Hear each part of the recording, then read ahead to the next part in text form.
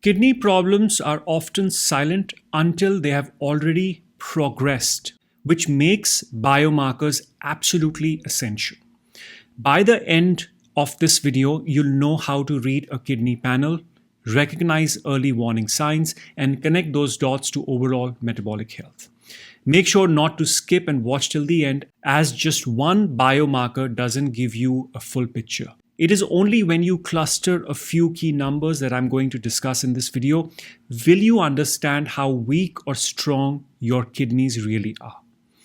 And before we get into the video, let me point out that at Fabulous Body, we prioritize holistic health. So in simple words, we strongly believe that emotions, thoughts, and the physical body are deeply connected. And as a free gift for our YouTube community and our students, we are giving level 1 of our holistic nutrition coach certification, which is called the Muladhara Level, free of cost for a very limited time.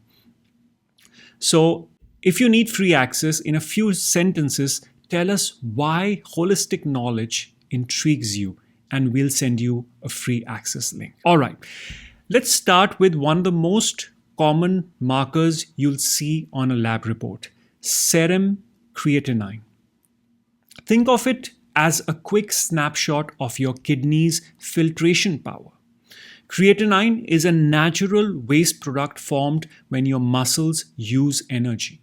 A small amount is constantly released into your bloodstream, and then under normal circumstances, your kidneys filter it out almost entirely. Because creatinine is cleared almost exclusively through the glomeruli, those millions of tiny filters inside the kidney, the level in your blood reflects how well the kidneys are functioning. So if filtration slows, creatinine rises.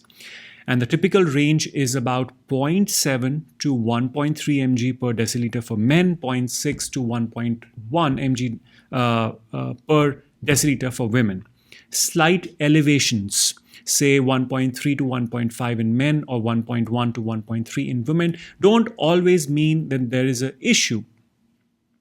Basically, context also matters quite a lot with this. A very muscular athlete or bodybuilder might naturally run higher creatinine levels even with perfectly healthy kidneys. Meanwhile, someone frail or elderly could show a normal result despite impaired kidneys simply because their muscles don't produce as much creatinine. And that's why we never look at creatinine or any number in isolation. It's most useful when interpreted alongside other biomarkers, especially eGFR and the BUN to creatinine ratio, which I'm going to discuss next. So watch the video till the end. All right, let's move on to BUN, which stands for blood urea nitrogen. So here's the story. When you eat protein, your body breaks it down into amino acid. The nitrogen from those amino acids gets converted into urea in the liver. And then that urea is released into your bloodstream and cleared out by the kidneys. So essentially, BUN gives you a snapshot of two systems working together. First, how well your liver is converting nitrogen into urea. Secondly, how efficiently your kidneys are clearing out that urea out of the blood. So why does this matter? Well, BUN levels can reflect kidney function, but they also give us clues about liver health, hydration status, and protein metabolism. So if BUN is high, it could be because the kidneys aren't clearing waste properly, or simply because you are dehydrated and the blood is more concentrate. It might also rise with a high protein diet, tissue breakdown, or internal bleeding in the gut. So if BUN is low, it points to the liver, because if the liver can't convert nitrogen into urea, levels drop. It can also reflect malnutrition, a very low protein diet, or even overhydration. The typical lab range in adults is about 7 to 20 mg per deciliter, and in older adults, it can trend slightly higher because kidney reserves naturally declines with age. So when you see BUN, don't just think kidneys, think liver, hydration, and protein metabolism as well. And it's one of those markers where context is everything. And now here where everything gets interesting, the BUN to creatinine ratio. On their own, bun and creatinine each tell part of the story, but when you look at them together, you get the full picture, like fitting two puzzle pieces together. So we know that creatinine primarily reflects muscle waste clearance, while bun reflects protein metabolism, liver function, and kidney clearance. By comparing the two, the ratio helps us figure out which one number might be high or low. So a normal ratio sits between 10 and 20. A high ratio over 20 usually means bun is rising faster than creatinine. Common causes include dehydration, high protein intake, upper GI tract bleeding, or catabolic states like trauma, fever, or steroid use. Low ratio under 10 indicates creatinine is rising faster than bun. Possible reasons include advanced kidney disease, liver dysfunction, or malnutrition. Right. Next up is the eGFR, or the estimated glomerular filtration rate, the so-called master filter score. It is the gold standard for assessing kidney function, letting us understand not just if the kidneys are working, but how well they are performing over time. So ranges generally go like this. 90 and above is normal, 60 to 89 is mildly decreased, 30 to 59 indicates moderate impairment, 15 to 29 is severe, and below 15 is considered kidney failure. So keep in mind age matters. So eGFR naturally declines as we get older. More importantly, trends matter more than single numbers. So a drop from 80 to 60 in a year is more concerning than sitting at 65 for several years. Also, eGFR can remain normal if only one kidney is affected, which is why urine protein tests are so important as early indicators.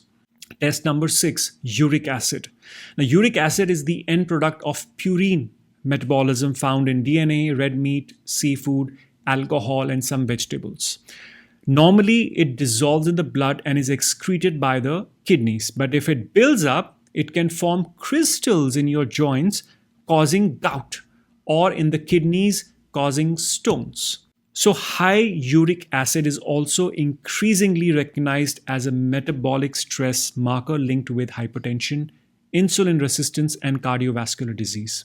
So normal ranges are between 3.5 to 7.2 for men and 2.6 to 6 for women.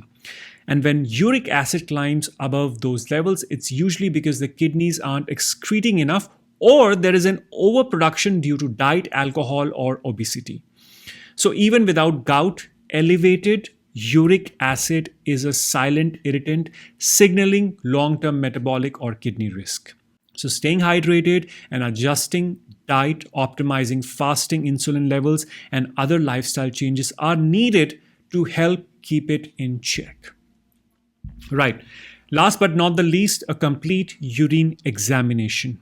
A urine test is one of the easiest way to understand what's happening inside your kidneys, your hydration levels, and even your metabolism. It's quick, painless, and honestly, it tells you a lot more than most people realize.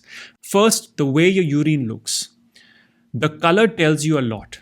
Pale yellow usually means good hydration. Dark yellow often means dehydration. Red or pink can be blood or even just beetroot. Brown can point to liver issues or severe dehydration. Cloudy urine can mean infection. The smell can also give hints. For example, a sweet smell sometimes show up in people with uncontrolled diabetes. Then we have the chemical part, and it checks things like the pH, whether there is protein, sugar, ketones, bilirubin, or blood in your urine. So protein can mean the kidneys are stressed. Sugar usually means the blood sugar is too high. Ketones show up when you are fasting or burning fat rapidly. And nitrites and leukocytes usually mean infection. It's basically your kidneys telling you what they are struggling with. Well, that's it for today. If this video helped you, share it with someone who might have weak kidney energy or someone who needs guidance with their water element.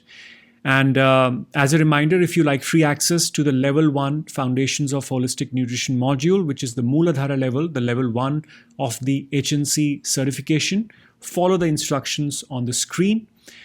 I'm Akash. I truly appreciate your time. Take care of your kidneys and take care of yourself.